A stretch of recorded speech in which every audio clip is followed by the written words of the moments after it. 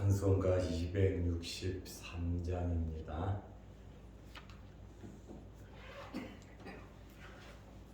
찬송가 263장.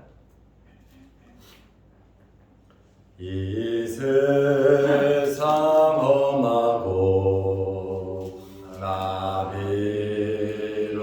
약하나 늘 기도 힘쓰면 큰 건 넘었겠네.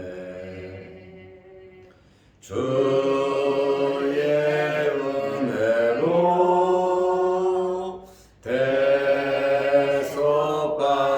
대속받아서 피와 같이 붉은 죄 눈같이 희겠네. 주님의 권능은 한없이 크오니 돌 같은 내 마음 건너려 주소서. 주의 은혜로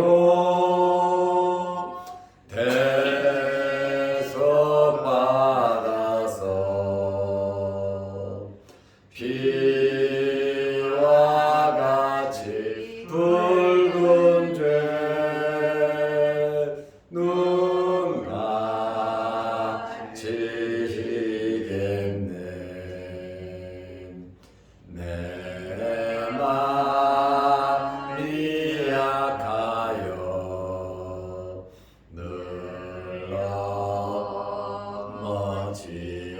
넘어지오니 주의 수힘 주사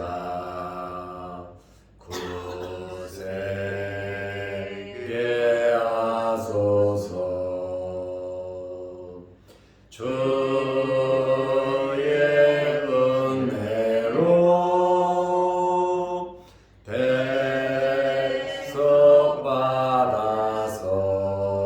대속받아서 피와 같이 붉은 죄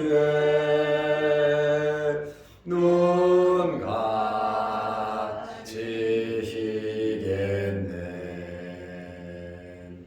죄 사함 받은 후 새 사람 되어서 주 앞에 서는 날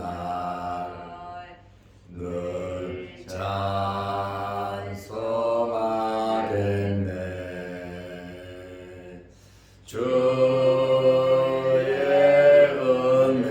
은혜로 대속받아서 피와 같이 붉은 죄 눈같이 희겠네.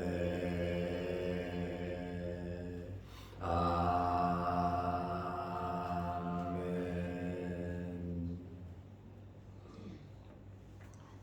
사도신경으로 우리의 신앙을 고백하겠습니다.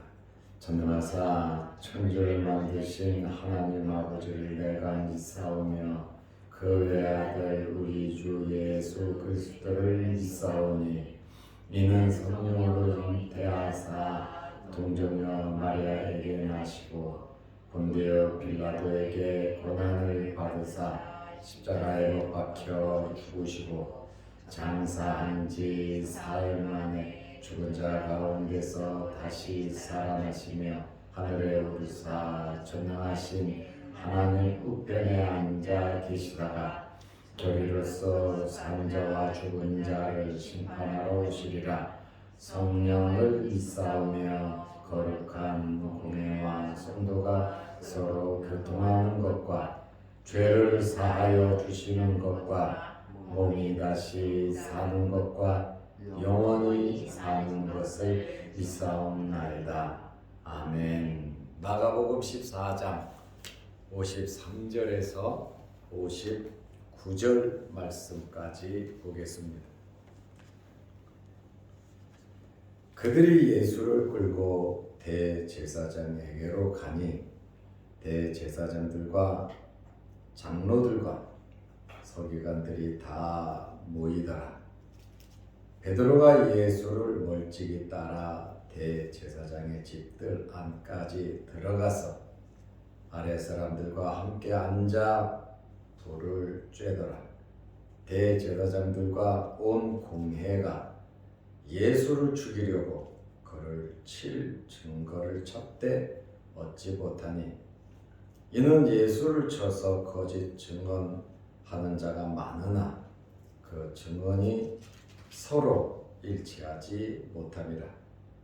어떤 사람들이 일어나 예수를 쳐서 거짓 증언하여 이르되 우리가 그의 말을 들으니 손으로 지은 이 성전을 내가 헐고 손으로 짓지 아니한 다른 성전을 사흘 동안에 지으리라 하더라 하되 그 증언도 서로 일치하지 않더라. 아멘. 59절 말씀까지 보았습니다. 예수님께서 겟세마네 동산에서 잡히셨습니다. 이들이 예수를 끌고 대제사장에게로 갔습니다. 오늘 읽은 말씀은 산헤드린 공회에 끌려가서 재판을 받으시는 내용입니다. 산헤드린 공회의 법은 해가 뜰 때, 해가 질 때, 해가 있는 동안에만 재판을 하게 되어 있습니다. 이렇게 이른 새벽에 야간 신문을 하고 산헤드린 공회가 모인 것은 불법입니다. 그런데 이들은 예수님을 죽이기 위해서 불법을 불사하고 어떻게든지 자기들의 목적 예수 그리스도를 죽이려고 했습니다. 이들은 예수님을 대제사장 가야바에게로 끌고 갔습니다. 마가복음 14장 53절에 보면 그들이 예수를 끌고, 이 끌고라고 하는 이 말에 강압적인 표현이 들어가 있습니다. 재판을 받으려면 스스로 가서 재판을 받아야죠. 아직 죄가 없잖아요. 그런데 이 사람들이 기도하는 예수님을 강제로 잡아 끌고 강제적으로 대제사장에게로 가니 대제사장들과 장로들과 서기관들이 다 모이더라. 아주 긴박하게 돌아가는 모습을 발견하게 됩니다. 대제사장들, 사두개인들이죠. 장로들, 그리고 서기관들, 특별히 서기관들은 바리새인들입니다. 이렇게 이 사람들이 모여들기 시작했다. 이른 새벽에 잠도 자지 아니하고 야밤에 회의를 할 수 없는데 불법 모임에 이들이 모두 모였습니다. 이러한 말씀을 보면 이들이 철저하게 계획적으로 예수님을 죽이려고 모의하고 애쓴 흔적이 있음을 알 수가 있습니다. 이들의 원래 계획은 6월절 명절에는 예수를 죽이지 말자, 잡지 말자. 혹시 밀란이 일어날 수 있으니 명절에는 예수님을 잡지 않기로 서로 결정을 했습니다. 그런데 이것에 불을 붙인 자가 있었는데 누구냐면 예수님의 제자 가룟 유다입니다. 가룟 유다가 대제사장들 이들을 만나면서 내가 예수를 너희에게 잡아줄 테니까 너희는 어떻게 할 거냐. 그래서 그들이 가룟 유다에게 은 30을 달아주었습니다. 그리고 가룟 유다는 시시탐탐 예수님을 넘겨줄 기회를 잡고 있었어요. 그리고 성찬식 도중에 가룟 유다는 밖으로 나갔습니다. 예수님과 겟세마네 동산 쪽으로 감람산으로 갈 때 가룟 유다는 없었어요. 이미 대제사장들과 군병들과 군노를 짜가지고 예수님을 잡으러 오고 있었다 그 말입니다. 가룟 유다로 인해서 아주 급진적으로 진행이 됐어요. 이제 6월절이 다가왔고 6월절 음식을 먹는 그 순간에 이때가 이 밤이 최종적인 기회다 이렇게 생각을 하고 가룟 유다가 그들을 찾아갔고 그들은 급하게 밤중에 저녁에 사람들을 호출한 거다 그 말이지. 그러니까 긴박하게 모든 일들이 돌아갔고 예수님은 이미 그것에 대해서 준비하시고 기도하신 것을 우리가 잘 압니다. 우리는 모든 일을 할 때에 기도하면서 준비해야 합니다. 예수님께서도 십자가라고 하는 엄청난 사건을 앞에 놓고 내 뜻대로 마옵시고 아버지의 뜻대로 내가 간절히 원하옵나니 이 잔을 내게서 지나게 하옵소서. 십자가를 지지 않고 구원의 길이 있다면 이 십자가를 피하게 해달라는 예수님의 뜻을 하나님 앞에 기도했고 기도한 예수님은 내 뜻대로 마옵시고 아버지의 뜻대로 하옵소서 모든 것을 하나님께 맡겼다는 것이죠. 맡긴 이후에는 염려, 걱정, 근심이 없는 겁니다.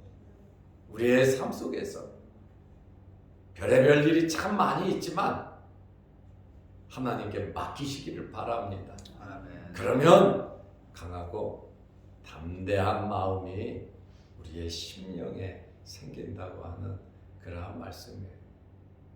예수님께서 겟세마네 동산에서 심히 슬퍼하고 고민하고 번민하시고 제자들에게 속마음까지 다 보여주면서 깨어있어 나와 함께 기도하자.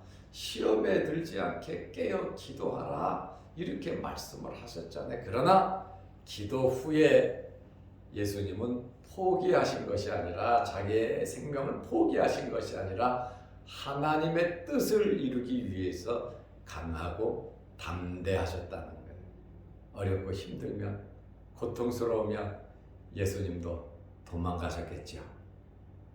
그러나 주님은 당당하게 일어나라 함께 가자 저들이 가까이 왔느니라 하시면서 담담하게 그 일을 이루어 가시는 것을 우리는 알 수 있습니다. 이러한 상황에 예수님의 제자 베드로는 어떻게 행동을 했습니까? 우리는 모든 제자들이 예수님을 버리고 도망갔다고 말을 하고 있습니다. 전부 다 예수님을 버렸다. 그런데 베드로는 예수님을 그래도 따랐는데 멀찍이 따랐습니다. 마가복음 14장 54절 말씀에 보면 베드로가 예수를 멀찍이 따라. 베드로의 결정적인 실수라고 할 수 있겠죠. 절대로 주님께 이런 일이 생기지 않겠나이다. 주와 함께 죽을지언정 주를 부인하지 않겠다고 하던 용기 백백하던 베드로는 어디 가버리고 예수님께서 잡혀서 강제적으로 대제사장의 집들안까지 끌려 가셨을 때 베드로는 예수님을 따르기도 따랐는데 멀찍이 따랐다는 거예요. 예수를 믿는 사람인지 안 믿는 사람인지 구별이 되지 않아요. 예수님의 제자인지 제자가 아닌지 구별이 되지 않도록 멀찍이 예수를 따랐어요. 대제사장의 집들 안까지 들어가서 아랫사람들과 함께 앉아 불을 쬐더라. 아랫사람들과 종들과 함께 불을 쬐고 있었다라고 말을 하고 있습니다. 신앙생활은 예수님과 함께 하는 거예요. 가지가 포도나무에 붙어 있지 아니하면 죽은 것처럼 우리가 예수 그리스도와 함께 하지 않으면 우리는 죽은 것과 마찬가지입니다. 어떠한 상황 속에서도 우리는 예수님과 함께 해야 하는 겁니다. 좋은 일이 있어도 함께하고 나쁜 일이 있어도 함께하고 기쁠 때도 주님과 함께하고 슬플 때도 주님과 함께하는 겁니다. 우리가 일이 잘 될 때도 주님과 함께하는 것이고 일이 얽히고 설키고 꼬여서 안 될 때도 우리는 주님과 함께해야 하는 것입니다. 이것이 신앙 생활입니다. 하나님께서 기뻐하신다면 주님께서 원하신다면 우리는 뜨거운 풀무불 속에라도 우리는 사자굴이라도 들어갈 신앙의 결단이 있어야 합니다. 그러므로 좋은 것만 선택하면서 따라가려고 할 것이 아니라 우리는 십자가 후에 부활의 영광이 있다는 것을 우리는 알고 주님과 함께 복된 길도 가고 주님과 함께 가시밭길도 갈 수 있는 저와 여러분들이 되시기를 바랍니다. 죽으면 사는 거예요. 하늘의 밀알이 땅에 떨어져 썩어지면 많은 열매를 맺는다고 말씀하고 있습니다. 베드로는 용기와 다른 것은 멀찍이라도 다른 것은 다른 제자들에 비하면 굉장히 용기가 있는 거죠.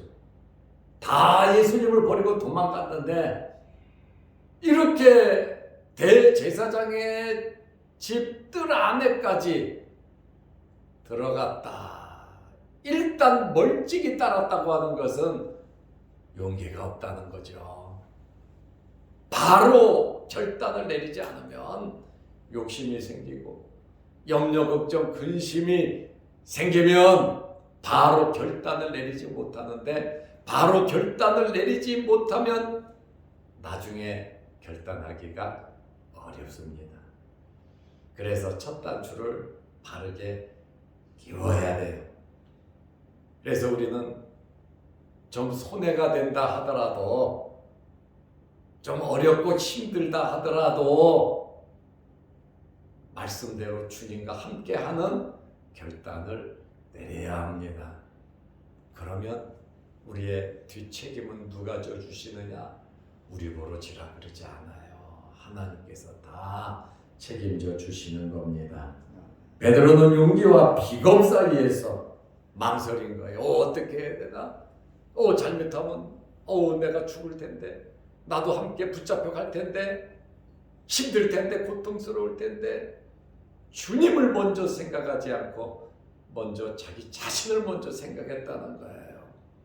우리는 우리 자신 먼저 생각하지 말고 여러분의 가족을 먼저 생각하시기를 바랍니다. 그리고 내가 속해 있는 교회를 먼저 생각하고 여러분의 회사를 먼저 생각하고 사업장을 먼저 생각하면서 근본적으로는 믿음 안에서 신앙인으로서 내가 잘 먹고 잘 살고 내가 안전하고 내가 편안하고 내가 기준이 아니라 예수 그리스도가 기준이 되시기를 바랍니다. 아멘. 그리고 상대방의 평안함을 주기 위해서 상대방의 유익을 위해서 상대방이 기뻐할 수 있도록 우리가 십자가를 지면서 살아간다면 좋은 결과가 우리에게 있을 겁니다. 내가 살려고 하면 나는 죽어요. 그러나 내가 죽어지면 더 좋은 결과가 우리에게 온다는 사실입니다.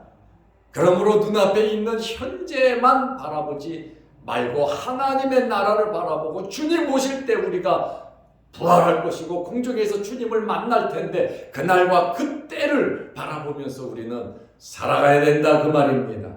이 세상의 삶이 전부 다가 아니에요. 그래도 절대로 이 세상의 삶을 무시하라는 것은 아니에요.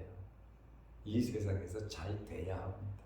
그러나 진짜 잘 되는 비결이 하나님 말씀대로 살아가는 것임을 알고 믿으시기 바랍니다. 정말 잘 되는 것은 하나님 말씀대로 살아가요.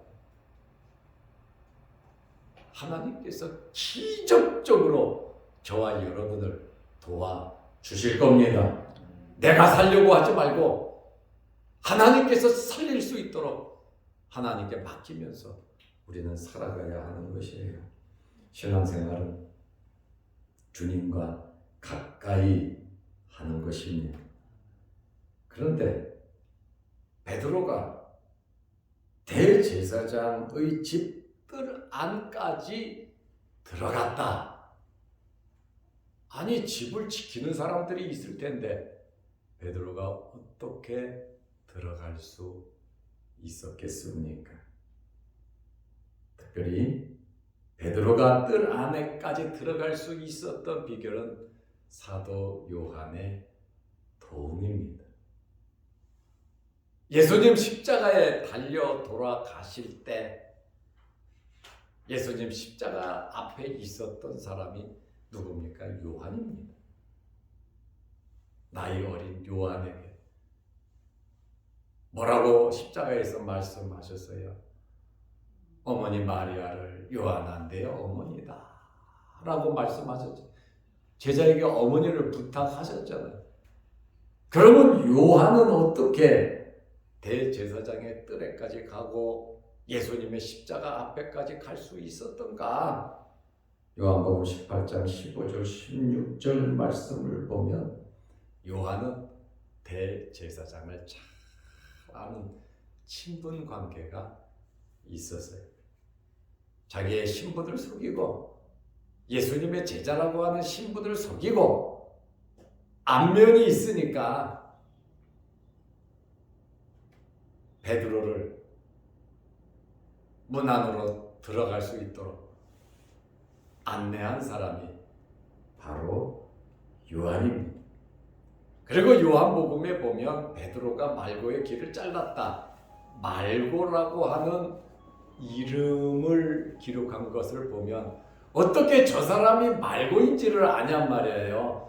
요한은 대제사장을 잘 알고 있었기 때문에 대제사장의 종도 잘 알고 있었음을 우리는 알 수 있습니다. 이제 이들은 예수님을 죽이기 위해서 거짓 증거와 거짓 증인을 찾았어요. 마가복음 14장 55절에 보면 대제사장들과 온 공회가 예수를 죽이려고, 이들의 목적은 예수를 죽이려고 죄가 있어서가 아니에요. 죄는 없지만 예수님을 죽이려고 계획을 세웠다 그 말입니다. 대제사장들과 온 공회가 예수를 죽이려고, 아예 이들은 예수님을 죽이려고 했어요. 수단 방법 가리지 않고 오로지 목적 이거 하나, 예수를 죽이자. 우리의 목적은 하나님의 영광을 위해서 살아야 합니다. 우리는 오로지 하나님의 나라와 의를 구하는 거예요. 그러나 여러분, 세상 사람들은 오로지 목적이 돈입니다. 세상 사람들의 목적은 오로지 자기뿐이 없습니다. 굉장히 이기적인 겁니다. 그러나 우리 그리스도인들의 삶의 목적은 오직 하나님의 나라와 의를 구하면서 하나님의 자녀답게 살아가는 것이 우리 삶의 목적이 되어야 합니다. 예수님께서 죄가 있어서 이렇게 십자가에 달려 돌아가신 것이 아니에요. 이러한 말씀을 봐도 예수님은 죄가 없으시다는 것을 우리는 알 수가 있습니다. 온 공회가 달려들어 예수를 죽이려고 그를 칠 증거를 찾되 얻지 못하니, 예수님을 죽일 증거를 찾지 못했다 그러잖아요. 14장 56절에 보면 이는 예수를 쳐서 거짓 증언하는 자가 많으나 그 증언이 서로 일치하지 못함이라. 그 모든 증언이 다 거짓 증언인 것을 말하고 있어요. 이들은 불법과 불의로 예수님을 죽이려고 이미 결정해 놓고 모이기 시작했고, 어떻게든 이들은 예수를 죽이죠. 공회의 정족수는 72명이고 회의 정족수는 23명이면 됐어요. 그러나 이 야밤에 불법적으로 모여 예수를 죽이기 위해서 거짓 증인을 세웠지만 일치하지 않았어요. 59절에도 그 증언도 서로 일치하지 않더라. 결론으로 말씀드립니다. 우리 신앙인들은 어떻게 살아야 되겠습니까? 첫째로 예수님을 가까이, 예수님과 함께 해야 합니다. 둘째로 우리 신앙인들은 모든 일을 진실되게 해야 하고 우리는 살리는 일을 해야 하는 것입니다. 세 번째로 우리 신앙인들은 어떤 환경에서도 불의한 일을 해서는 안 된다는 말씀이에요. 그러므로 오늘 하루도 주님의 십자가를 생각하면서 오직 하나님께 영광 돌리는 여러분들이 되시기를 바랍니다. 기도하겠습니다. 하나님 아버지, 추운 날씨에 우리를 주의 전으로 불러주시고 하나님께 예배 드리게 하심을 감사합니다. 오고 가는 길 지켜주시고 우리에게 건강을 허락하여 주셔서 우리 몸 상하지 않도록 사자불에서 지켜주신 하나님, 뜨거운 풀무불에서도 지켜주신 하나님, 홍해 앞에서도 지켜주신 하나님, 광야 생활 40년 가운데서도 지켜주신 하나님, 우리의 삶을 하나님께서 지켜 주옵소서. 오늘 이 새벽에도 기도합니다. 하늘문 열리게 하시고 응답받게 하여 주옵소서. 영상 유튜브를 보면서 함께 말씀으로 은혜를 나누는 성도들에게도 동일한 은혜와 복을 내려 주옵소서. 오늘 이 새벽에 주님 만나는 시간, 하늘문이 열리는 시간, 성령으로 뜨거워지는 시간 되게 하옵시고, 육신의 질병으로 어려움을 당하는 성도들, 또한 코로나로 인해서 어려움을 당하는 성도들, 또한 여러 환경으로 경제적으로 어려움을 당하는 성도들, 주님께서 치료하시고 회복시켜 주옵소서. 예수님의 이름으로 기도드리옵나이다. 아멘. 하늘에 계신 우리 아버지여, 이름이 거룩히 여김을 받으시오며 나라의 마옵시며 뜻이 하늘에서 이룬 것 같이 땅에서도 이루어지다. 오늘날 우리에게 일용할 양식을 주옵시고 우리가 우리에게 죄지은 자를 사하여 준 것 같이 우리 죄를 사하여 주옵시고 우리를 시험에 들게 하지 마옵시고 다만 악에서 구하옵소서. 대개 나라와 권세와 영광이 아버지께 영원히 있사옵나이다. 아멘. 자유롭게 기도하시기 바랍니다.